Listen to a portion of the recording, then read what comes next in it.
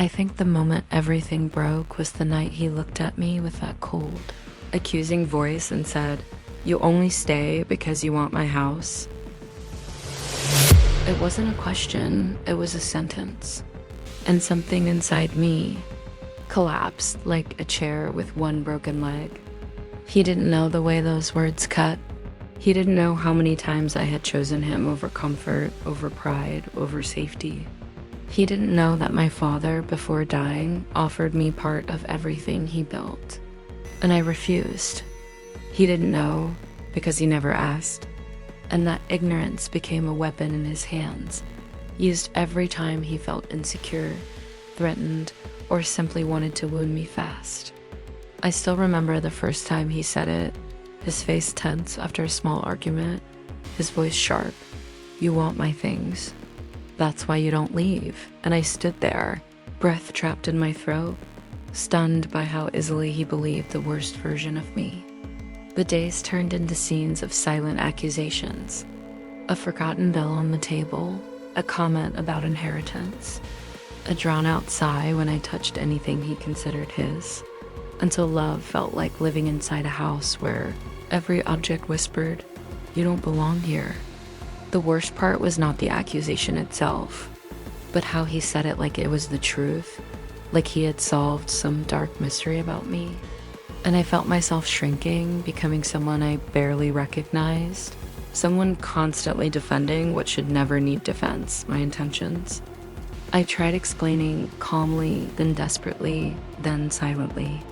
I told him I never accepted anything from my own family, that I never cared about material things. But once a person believes you're guilty, innocence sounds like a performance. And then came the night that finally tore something open. We argued. I don't even remember about what. Suddenly he shouted, louder than usual, "You're here for what's mine." His voice echoed through the apartment, and I felt the floor cold under my feet, as if the walls themselves were pushing me out. I looked at him and saw something frightening.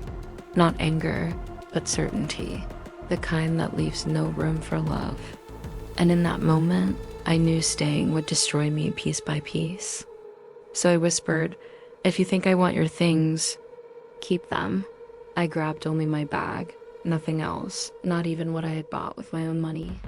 Before leaving, I turned back and said, softly, "And if you're watching this, if you know someone going through this, don't let them feel alone."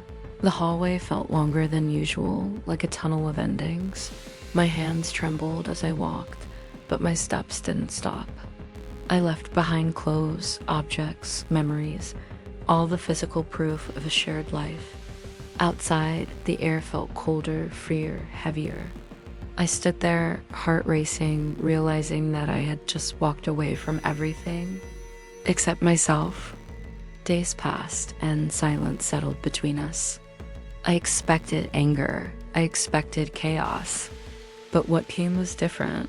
A text message. Short, hesitant, almost human. "I didn't know you would really go." I didn't answer. Not because of pride, but because I was still learning how to breathe without defending myself every minute. Then another message came. "You left everything. You didn't take anything." And in those words, I felt the first crack in his certainty. He asked to talk. I didn't go. He called.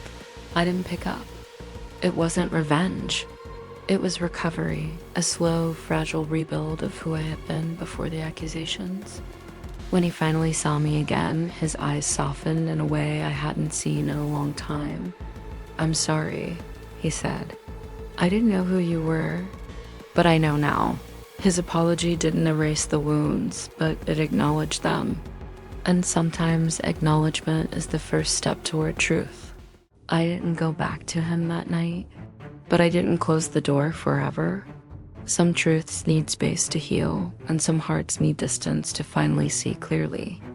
And if you, listening, have ever been accused of something you're not, if your intentions were twisted, if your worth was questioned, hear me.